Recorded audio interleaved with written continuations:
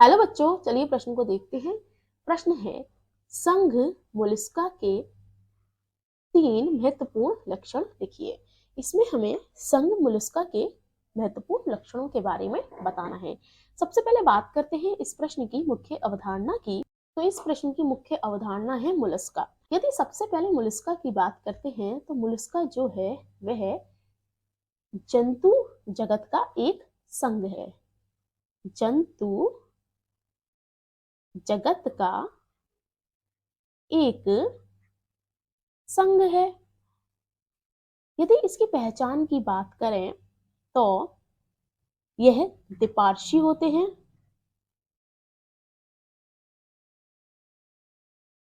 यह द्विपार्श्वीय हैं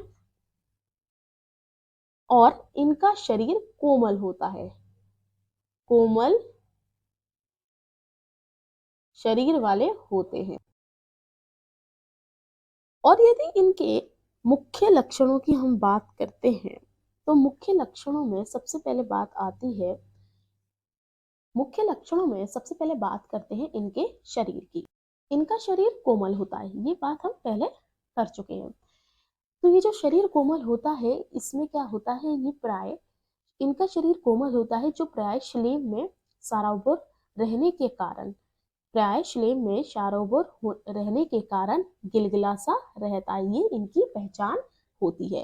अब बात करते हैं दूसरे लक्षण की। दूसरा लक्षण है यह त्रिस्तरीय होते हैं।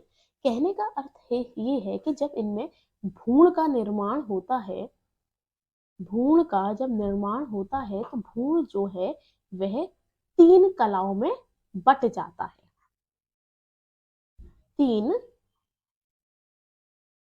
कला में बट जाता है, यानी कि 3 स्तर होते हैं। पहला स्तर होता है एक्टोडर्म, दूसरा स्तर होता है मीसोडर्म और तीसरा स्तर होता है एंडोडर्म। तो हम इसको कुछ इस प्रकार समझ सकते हैं कि ये भ्रूण है और ये जो पहला जो स्तर है ये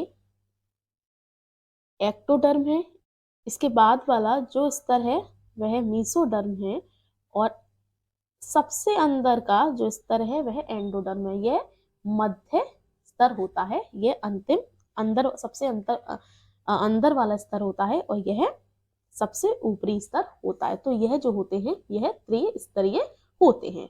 अब बात करते हैं अगले लक्षण की। अगला लक्षण है इनका शरीर अखंडित होता है, यानी कि इससे पहले जो संघ थे उनमें क्या था, जैसे एनेलिडा वगैरह, उनमें जो शरीर था वो कुछ खंडों में विभाजित था, परंतु इनमें हमें यह देखने को नहीं मिलता।